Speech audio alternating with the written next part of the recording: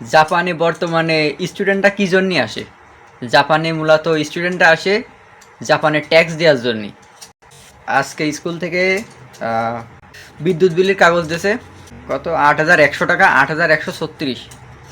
আবার বিদ্যুৎ বিল আসিছে ৩-৪ দিন আগে ৩,৫০০। আবার এক মাস আগে ফোনের বিল দিছি ৭,৭০০ এক মাস আগে। আবার এই এক মাস জাতি না জাতি আবার চলে আসছে ৩,৫০০। তো এই হলো অবস্থা জাপানের। মানে ট্যাক্সের উপরে থাকতে জাপানে আসলে শুধু মানে যা ইনকাম করবেন তার থেকে বেশি ট্যাক্সে যাবে। এই যে 2 মাসের বিল, বিদ্যুৎ বিল প্রথম মাসে ১,৭৩৯, আর এই যে দ্বিতীয় মাসে ৬,৩৯৬। তো আরেকটা জিনিস, এটা কিন্তু আমার শুধু আমার নিজের, আমরা কিন্তু এক রুমে 4 জন থাকি। তো 4 জনের হিসেব করলে সেই হিসেবে এক একজনের যদি 8,000 করে হয়, তাহলে তো 4 জনের প্রায় 33,000 মতো আসে। তো বিদ্যুৎ বিল এক রুমে 33,000, এই একটা রুমে প্রায় 33,000 শুধু বিদ্যুৎ বিল। তাইলে বোঝেন জাপানে কি পরিমাণে খরচ, বিদ্যুতের ট্যাক্স ম্যাক্স সব গড়ান। এই যে খাম দিয়ে যাচ্ছে, এই খামের মধ্যে কিন্তু টাকা ভরে গাক্কো বা স্কুলে দেওয়া লাগবে। এই যে 1 মান, এই 1 মান কিন্তু এর মধ্যে ঢুকায় স্কুলে দিয়ে দেওয়া লাগবে। এতেই প্রায় কত পাবো, 1,900 টাকা মতো পাবো, মানে 1,900 ইয়েন মতো পাবো এইতে।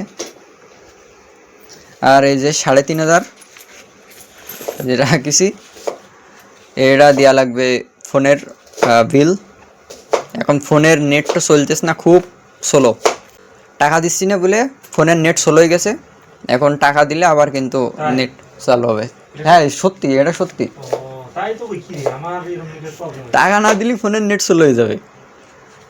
এই যে 3,000, আর এই যে খুচরা খাজরা যা ছিল, এই যে এই 3,500, এই 1 মান 10,000। তো আগামী মাসে 2 দিন কাজ করছিলাম, তো 2 দিনে প্রায় 16,000 টাকা। তো এই মাসের আজকে 15 তারিখ, আজকে পাইছি, ব্যাংকে চলে আসছে 16,000 টাকা। তো 16,000 টাকা আসছে, 16,200 সামথিং, হ্যাঁ 16,200 টাকা মতো আসছে।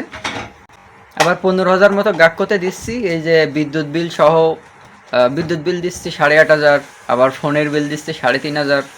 তো এই মাসে ফোনের বিল 3,500, আর এর আগের মাসে দিছিলাম 7,500 মতো। তো ফোনের বিল, বিদ্যুৎ বিল, হোকেনশো বিল, তারপরে মানে বিল আর বিল, সব বিল কি আর বলবো। যা ইনকাম করতেছি তার থেকে বেশি যাচ্ছে ট্যাক্স। এই হলো জাপানের অবস্থা। তো জাপানে কিন্তু প্রচুর পরিমাণে ট্যাক্স দেওয়া লাগে।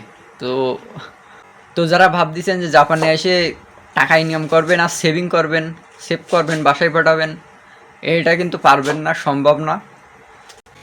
আসলে এই টাকাগুলো দেখলে খুব মায়া লাগতেছে, মানে এগুলো দিয়ে দিতে হবে। তো কিছুই করার নেই, টাকাগুলো দিয়ে দিতে হবে কালকে।